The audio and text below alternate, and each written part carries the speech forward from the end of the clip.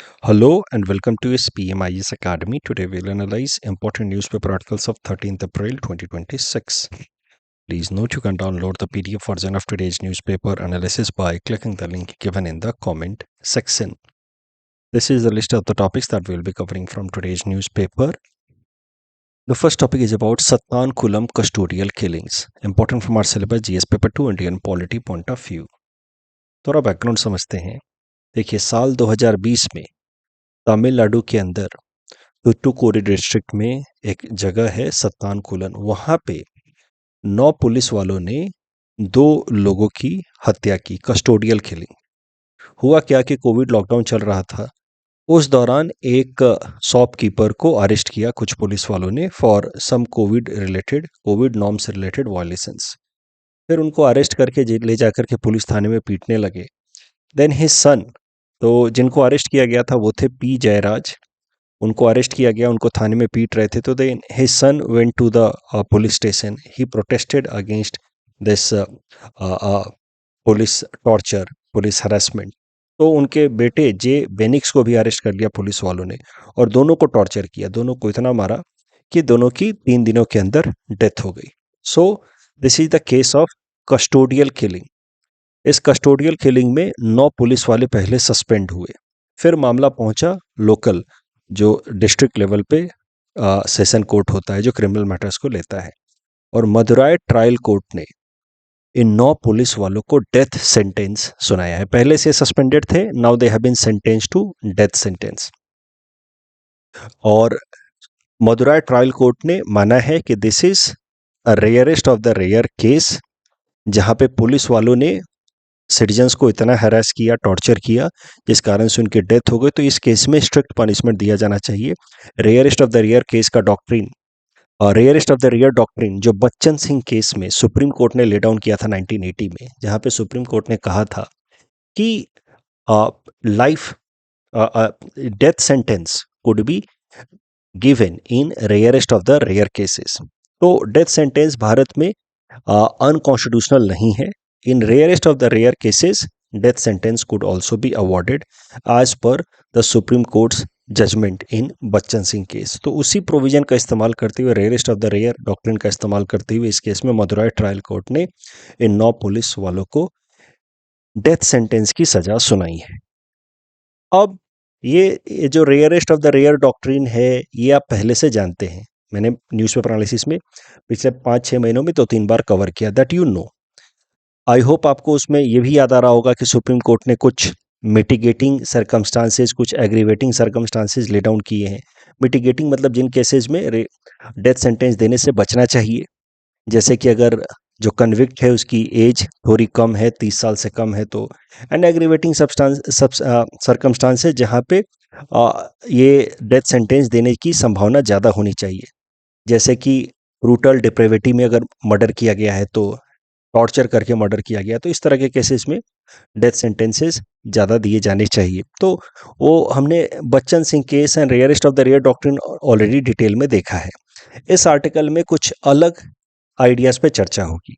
ये जो current judgement दिया है मदुराई ट्रायल कोर्ट ने, उसके बाद कुछ क्रिटिक्स का कहना है कि इंडियन जुडिशियल सिस्टम में एक गैप है. There is a broken ladder. है क्या कि जो डिस्ट्रिक्ट कोर्ट्स हैं, जो ट्रायल कोर्ट्स हैं, यानी कि हाई कोर्ट से नीचे वाले जितने भी जुडिशियल सिस्टम्स हैं फॉर क्रिमिनल मैटर्स, ये कोर्ट जो हैं या तो डेथ सेंटेंस दे सकते हैं, नहीं तो वो life imprisonment that is up to 14 years of jail दे सकते हैं. इनके पास बाइनरी सेंटेंसेस का ही ऑप्शन है.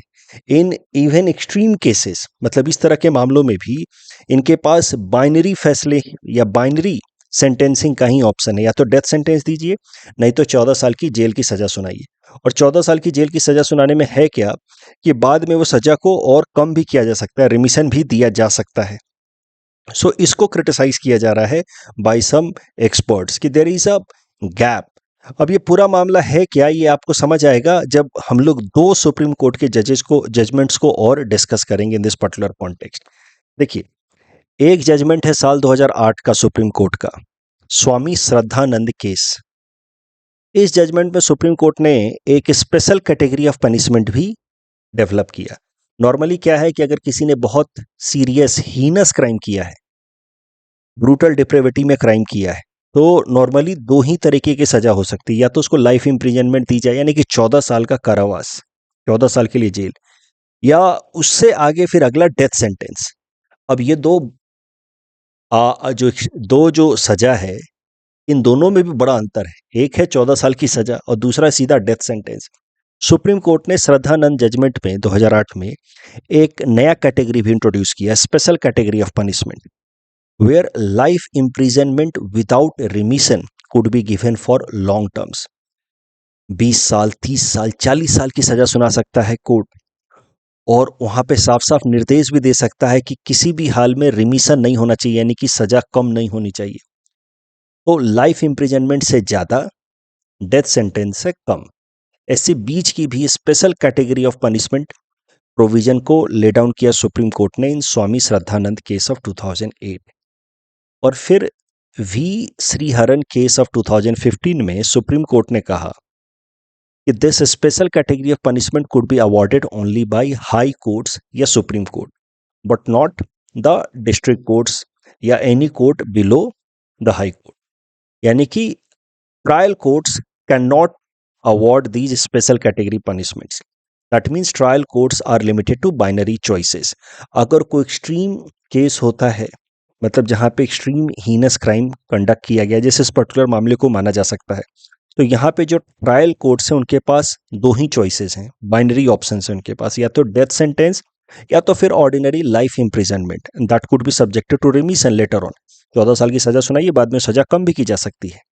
अब इस कारण से because of lack of options, जो ट्रायल कोर्ट्स हैं उनके पास ऑप्शंस तो है नहीं, तो उनको जब लगता है कि बहुत ही सीरियस क्राइम है जिसमें सिर्फ 14 साल की सजा जस्टिफाइबल नहीं होगी, तो उस केस में उनको डेथ सेंटेंस ही सुनाना पड़ता है। Since there is lack of power for intermediate punishment, जिसको कहा गया special category punishment, so that is the reason why there is excessive या over use of death penalty at district या ट्रायल कोर्ट लेवल। और फिर इससे ये समस्या होती है कि हाई कोर्ट में अपील्स के केसेस बढ़ते हैं और फिर हाई कोर्ट में पेंडेंसी भी बढ़ती है। तो मेन जो मामला है वो है ये वी श्रीहरन केस वाला, जहां पे सुप्रीम कोर्ट ने रिस्ट्रिक्ट किया है ट्रायल कोर्ट्स को, डिस्ट्रिक्ट कोर्ट्स को, from awarding this special category punishment. तो उसी को रिफॉर्म करने की डिमांड चल रही है। तो इस पर्टिकुलर मैटर से हमें ये बात समझ आई, जो इस आर्टिकल में मेनली हाईलाइट किया गया है, the issue of broken ladder in Indian jurisprudence. इस टॉपिक डिस्कशन के बेसिस पे प्रीलिम्स प्रैक्टिस क्वेश्चन है। You may attempt this question and submit the answer in the comment section. ऐसा सवाल आपसे मेंस में पूछा जा सकता है कि the challenges posed by the binary sentencing framework for trial courts in death sentences. तो इसमें मेन कंसर्न क्या है? एब्सेंस ऑफ प्रोपोर्शनैलिटी, या तो 14 साल की सजा, नहीं तो सीधा डेथ सेंटेंस। अगर कुछ ऐसे क्राइम है जिसमें डेथ सेंटेंस तो नहीं लेकिन 14 साल की सजा भी काफी नहीं है, डेथ सेंटेंस थोड़ा ज्यादा हो गया, 14 साल की सजा थोड़ी कम हो गई, ऐसे प्रोपोर्शनेट तरीके से पनिशमेंट अवॉर्ड करने का ऑप्शन ट्रायल कोर्ट्स के पास है नहीं। That leads to over use of death penalty, inconsistent sentencing होता है, फिर excessive burden in the higher court हो जाता है क्योंकि लोग अपील करते हैं, and of course it goes against the principle of due process of law. Next topic is about US Iran talks failed, important from our syllabus GS paper 2 international relations point of view.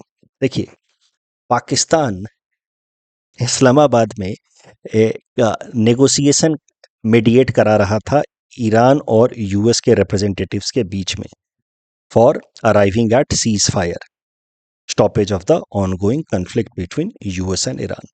Pakistan इसको mediate करा रहा था, but the talks have failed, कोई भी agreement हो नहीं पाया। This particular talk that was recently conducted is first high-level political contact between US and Iran since 1979 Islamic Revolution. उस कॉन्टेक्स्ट में माना जा सकता है कि it is a significant achievement, लेकिन the talks could not yield any outcome. कोई outcome क्यों नहीं निकल पाया? Why the talks failed? उसके पीछे सबसे बड़ा कारण है न्यूक्लियर स्टॉक पाइलिंग को लेकर के जो डिफरेंसेज हैं दोनों देशों के बीच में।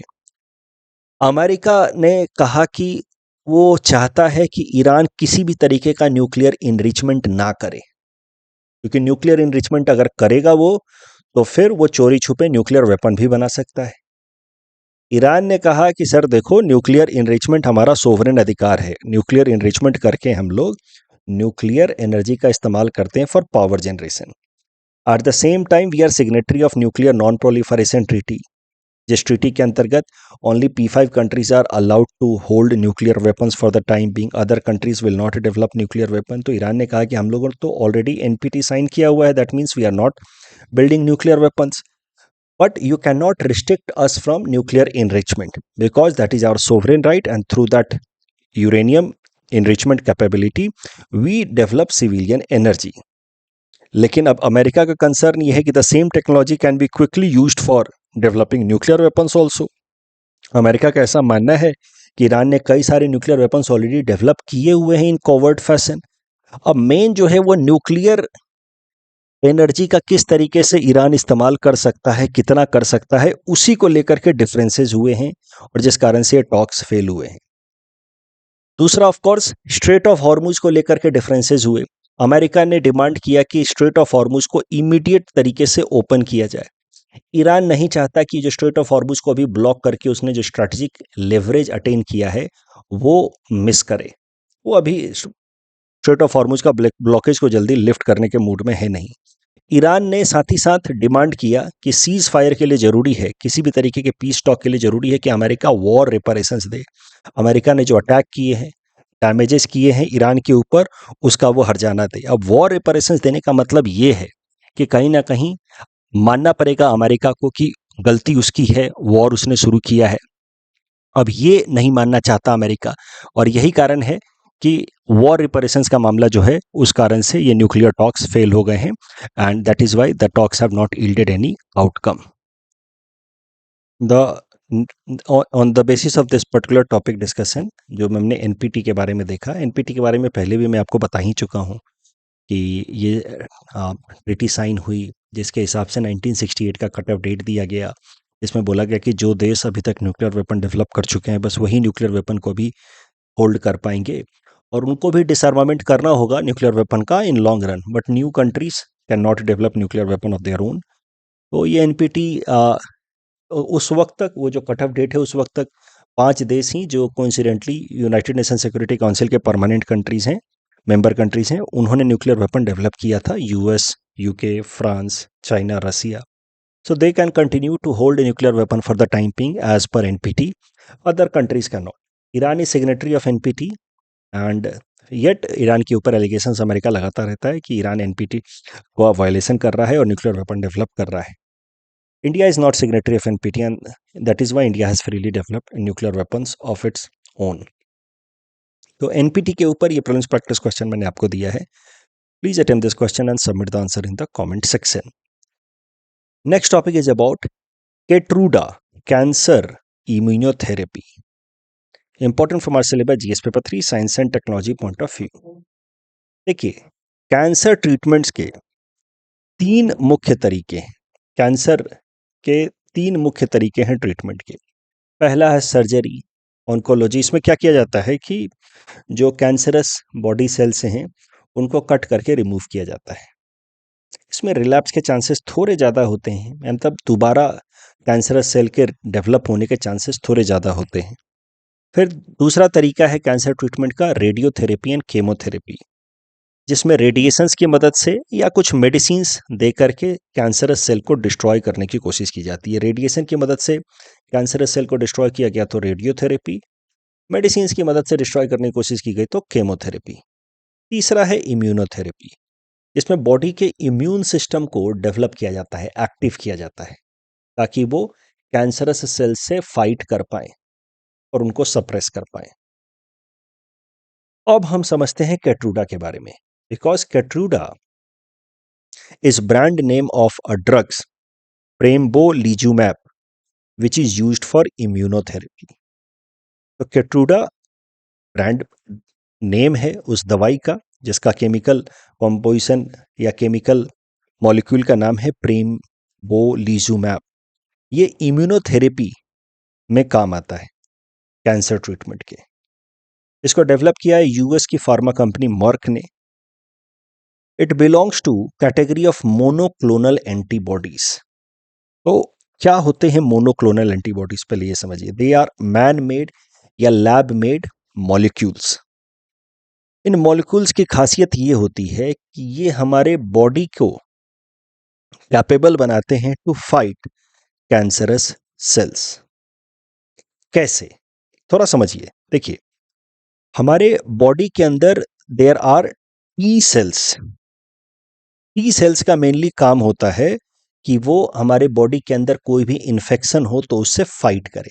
T cell is a type of blood cell. पहले यहाँ पे यही समझ लीजिए कि ब्लड सेल्स होते क्या हैं, मतलब ब्लड सेल्स के टाइप्स क्या होते हैं। ब्लड सेल्स मेनली 3 टाइप के होते हैं। आरबीसी, रेड ब्लड सेल, जिसका काम mainly oxygen and CO2 exchange को सपोर्ट करना है। हम जब इनहेल करते हैं तो ऑक्सीजन हमारे बॉडी सेल्स तक पहुंचाता है, आरबीसी, और फिर वहां से CO2 वो लाता है to our respiratory organ, lungs, और वहां से उसको एक्सेल करवाता है। दूसरा है platelets, they help in blood clotting. ये दूसरे टाइप ऑफ ब्लड सेल हैं। तीसरे type of blood cells are collectively known as डब्ल्यूबीसीज। डब्ल्यूबीसीज भी अलग अलग सब टाइप्स के होते हैं। Neutrophil, eosinophil, basophil, lymphocyte, monocyte. Lymphocyte जो व्हाइट ब्लड सेल हैं, which is a type of blood cell, उसके अंदर 2 सेल्स होते हैं, 2 टाइप के सेल होते हैं, B cell and T cells. This B cells and T cells both are useful for fighting any infection, in fighting against any infection in our body. तो यही है टी सेल।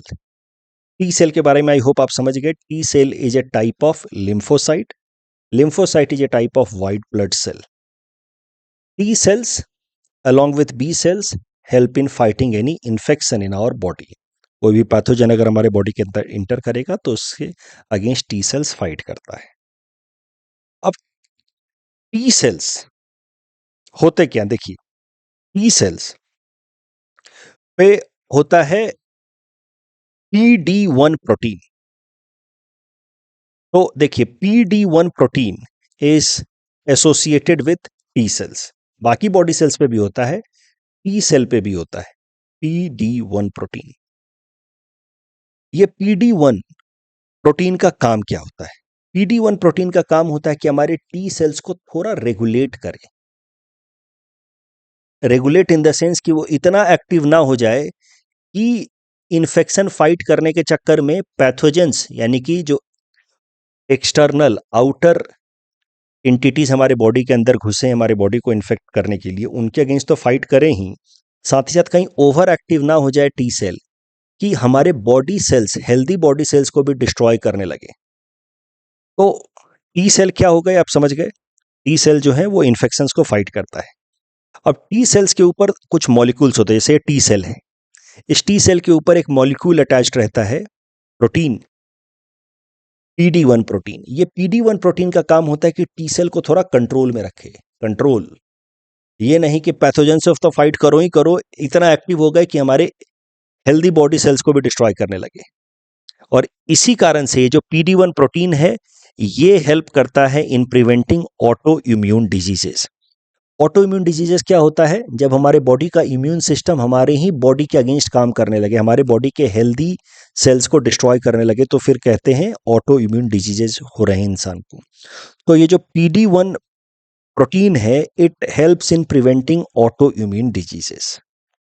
ठीक है, तो PD1 प्रोटीन का जरूरी काम है, एक तरीके से टी सेल के ऊपर ब्रेक लगाता है। अब कैंसरस सेल क्या करते हैं हमारे बॉडी के अंदर? वो इतने चतुर होते हैं कि वो इस PD प्रोटीन को, PD1 प्रोटीन को ओवर एक्टिव कर देते हैं। इतना एक्टिव कर देते हैं कि ये टी सेल अब forget about not infecting our healthy body cells, T cells are not even able to attack the cancerous cells. तो कैंसरस सेल्स अपने आप को बचाने के लिए PD1 प्रोटीन को ओवर एक्टिवेट कर देते हैं, जिस कारण से T cell sort of switch off हो जाता है, ये कैंसरस सेल से फाइट नहीं कर पाता है। अब वापस से आते हैं कि ये जो मोनोक्लोनल एंटीबॉडीज हैं वो क्या करते हैं। मोनोक्लोनल एंटीबॉडीज लाइक केट्रूडा, इनका काम रहता है PD1 सेल्स को थोड़ा सप्रेस करना। They suppress PD1 cells, they block PD1 proteins, ताकि हमारा जो टी सेल है वो वापस से एक्टिवेट हो पाए। तो मुझे लगता है यूपीएससी ने ना इस पे 2 बार प्रश्न पूछे हुए हैं पिछले 5 साल में। मुझे लगता है ये बड़ा ज़रूरी टॉपिक है और इस साल इससे रिलेटेड 2-3 न्यूज़ आ गए हैं। इस कारण से ये जो PD-1 प्रोटीन वाली बात है, इसको अच्छे से समझ करके जाना है एग्ज़ाम के लिए। मैं एक बार क्विकली रिवाइज़ करा दूँ, तो जैसा कि मैंने आपको पहले बताया, टी सेल्स जो हैं, वो हमारे बॉडी में इन्फेक्शंस के अगेंस्ट फाइट करते हैं, इंक्लूडिंग कैंसरस सेल्स के अगेंस्ट फाइट करते हैं। T cells are a type of WBC, which is a type of blood cell. White blood cell का एक टाइप होता है टी सेल। अब टी सेल या बाकी सेल्स पे भी होता है, टी सेल पे खासकर एक प्रोटीन होता है PD-1 प्रोटीन, जो टी सेल को थोड़ा कंट्रोल में रखता है, कहीं T cell healthy body cells को भी डिस्ट्रॉय ना कर दे, ऑटो इम्यून डिजीजेज ना करा दे। इस PD-1 प्रोटीन को ओवर एक्टिवेट कर देते हैं कैंसरस सेल्स, जिस कारण से टी सेल्स कैंसरस सेल्स को डिस्ट्रॉय नहीं कर पाते। उस चक्कर में कैंसरस सेल्स जो है फिर अपने आप को और डेवलप कराते हैं और इंसान के लिए डेंजरस हो जाते हैं। अब ये जो मोनोक्लोनल एंटीबॉडीज हैं, दे आर लैब मेड यानी कि मैन मेड मॉलिक्यूल्स, जो PD-1 प्रोटीन को सप्रेस करता है, रेगुलेट करता है, ब्लॉक करता है। जब PD-1 प्रोटीन को ब्लॉक करेगा तो टी सेल फिर एक्टिव होगा, जब टी सेल एक्टिव होगा तो कैंसरस सेल को डिस्ट्रॉय करेगा। बट उस चक्कर में थोड़ा बहुत ऑटो इम्यून डिजीज होने की भी संभावना रहती है, क्योंकि PD-1 प्रोटीन अब सप्रेस हो रहा है।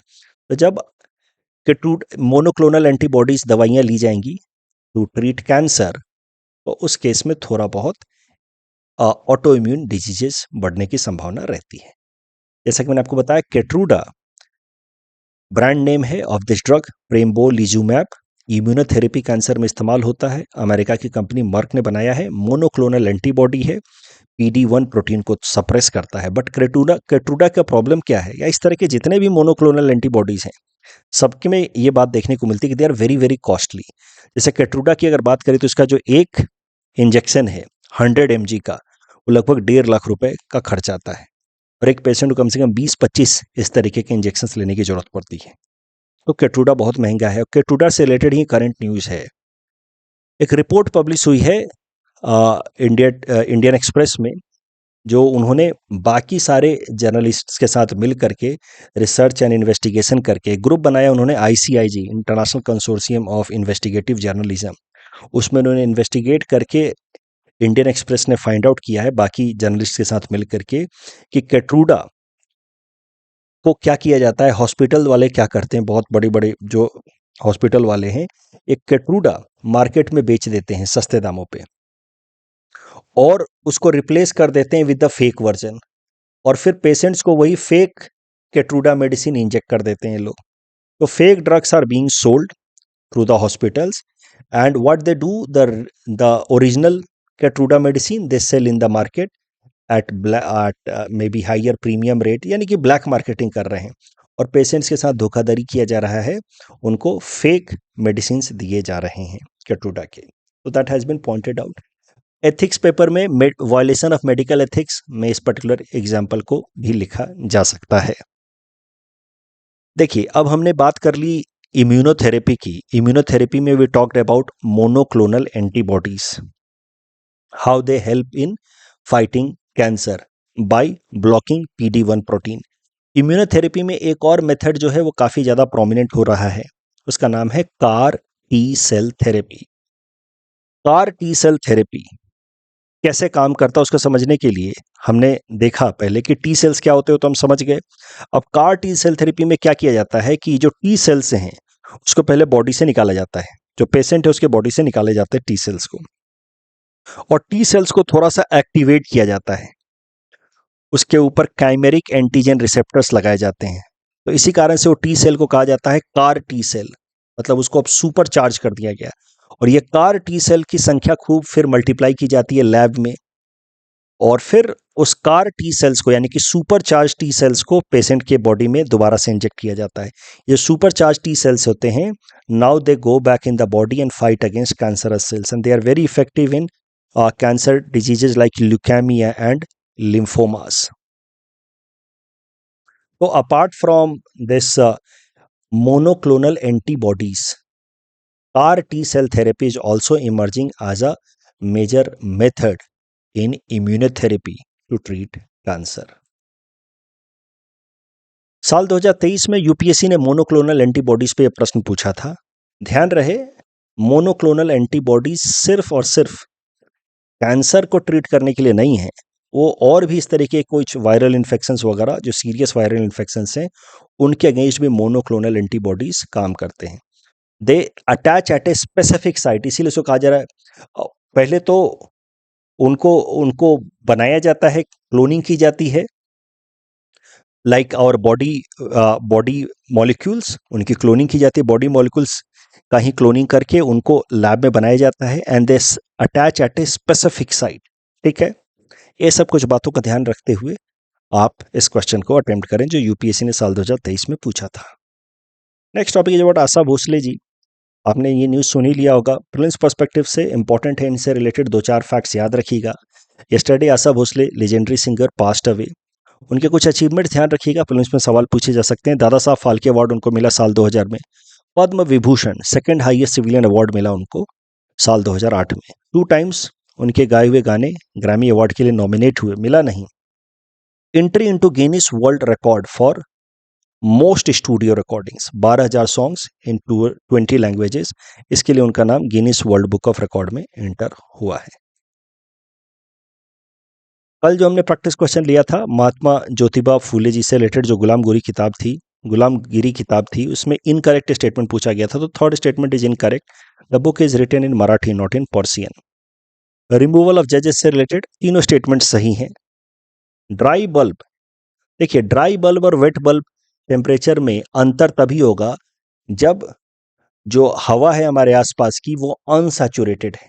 अनसैचुरेटेड मतलब उसमें अभी और ज़्यादा मॉइस्चर लेने की कैपेसिटी है, तभी जो वेट बल्ब है वहाँ से लगातार इवेपोरेशन होता रहेगा और इस कारण से वेट बल्ब का टेम्परेचर थोड़ा कम रहेगा। अगर हमारे आसपास की हवा पूरी तरह से सैचुरेट हो गई तो वेट बल्ब से इवेपोरेशन बंद, जब इवेपोरेशन होगा नहीं तो फिर वेट बल्ब और ड्राई बल्ब का टेम्परेचर एक ही हो जाएगा।